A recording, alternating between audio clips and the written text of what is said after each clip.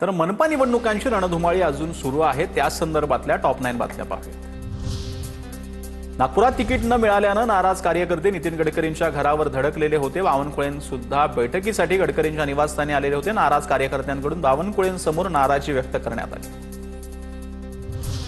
कोल्हापुरात महायुतीच्या संभाव्य उमेदवारांची नावे समोर आल्यानंतर भाजपामध्ये नाराजी नाट्य पाहायला मिळते। भाजपच्या कोल्हापूर सरचिटणीस धनश्री तोडणकरांचा आत्मदहनाचा इशारा पाहायला मिळतो। आर्थिक परिस्थिती नाही असं सांगत तिकीट नाकारल्याचा दावा करण्यात आला।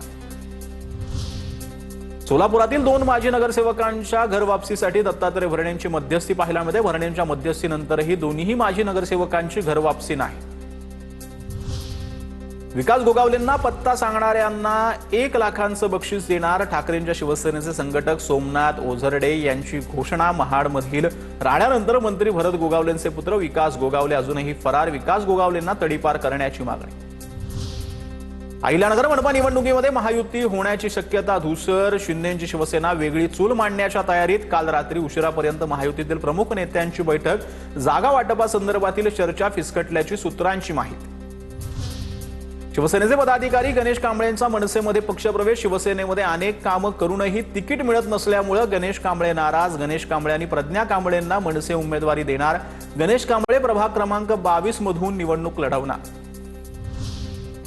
कोल्हापुरात शिंदेंच्या शिवसेनेमध्ये नाराजी नाट्य। ठाकरेंच्या शिवसेनेतून शिंदेंसोबत गेलेल्या एकमेव नगरसेवकाचं तिकीट कापलं। माजी नगरसेवक राहुल चव्हाण आणि त्यांचे कार्यकर्ते नाराज। पक्षानं माझा केसानं गळा कापला, राहुल चव्हाणांचं वक्तव्य। जळगावात चंद्रकांत सोनावणेंच्या दोन्ही मुलांचे उमेदवारी अर्ज दाखल। चंद्रकांत सोनावणेंची कन्या अमृता सोनावणेंचा प्रभाग क्रमांक 11 मधून तर मुलगा गौरव सोनावणेंचा प्रभाग क्रमांक 18 अ मधून उमेदवारी अर्ज दाखल। भाजप आमदार देवयानी फरांदेंच्या मुलाचा नाशिक महापालिका निवडणुकीच्या रिंगणातून बाहेर पडण्याचा निर्णय। भाजपा पक्ष नेतृत्वानं आमदार खासदारांच्या मुलांना उमेदवारी दिली जाणार नसल्याचा निर्णय घेतलाय। दरम्यान पक्षाच्या निर्णयामुळे सर्वसामान्य कार्यकर्त्यांना न्याय मिळणार असं देवयानी फरांदे यांनी म्हटलेलं आहे। तर मनपा निवडणुकांचा रणसंग्राम आपल्याला पाहायला मिळतो। त्या संदर्भातल्या टॉप 9 बातम्या पाहूयात। पुण्यामध्ये काँग्रेस आणि वंचित बहुजन आघाडीची युती फिसकटलेली आहे। पुण्यातल्या पाटीलकीमुळे युती फिसकटली। प्रकाश आंबेडकरांची ही माहिती आहे। वंचित स्वबळावर लढणार, आंबेडकरांनी आदेश दिले। कल्याण डोंबिवलीमध्ये युतीनंतर शिंदेंच्या शिवसेनेमध्ये खतखत आहे। माजी सभागृह नेता कैलास शिंदेंची पक्षातून हकालपट्टीची मागणी करण्यात येते। युती आणि आर्थिक निकषांवर कैलास शिंदेंची टीका जी आहे ती पाहायला मिळत आहे।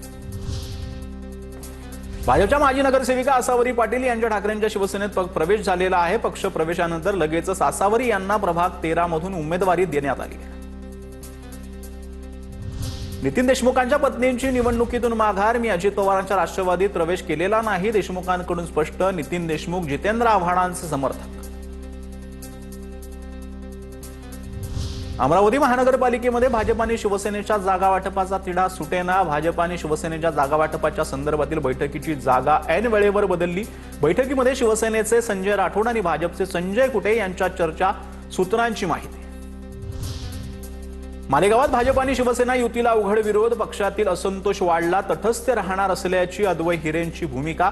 तर बंडू काका बच्छाव, सुनील गायकवाड यांच्या पाठोपाठ अद्वै हिरे यांची तीव्र नाराजी उघड। कार्यकर्त्यांना डावलल्याचा आरोप करत विश्वासात न घेतल्याचीही खंत। छत्रपती संभाजीनगरचे शिवसेनेचे जिल्हा प्रमुख राजेंद्र जंजाळ यांची महानगरपालिका निवडणुकीतून माघार। मी निवडणूक लढवणार नाही, कार्यकर्त्यांना निवडून आणणार, राजेंद्र जंजाळ यांच्याकडून भूमिका स्पष्ट करण्यात आली आहे। तर राजेंद्र जंजाळ यांनी शिरसाटांच्या घरी देखील ते गेलेले होते। भिवंडी शक्ती प्रदर्शन करत भाजपा उमेदवाराचे अर्ज दाखल। निवडणूक निर्णय अधिकाऱ्यांच्या कार्यालयात उमेदवारी अर्ज भरण्यासाठी गर्दी। निलेश चौधरी, नारायण चौधरी, भारती चौधरी, दिव्या पाटलांनी अर्ज दाखल केले। इचलकरंजी शहरात आज उमेदवारी अर्ज भरतेवेळी पोलीस आणि कार्यकर्त्यांमध्ये वाद। उमेदवारांकडून शक्ती प्रदर्शन करत मिरवणूक काढत अर्ज भरण्यासाठी मोठी गर्दी।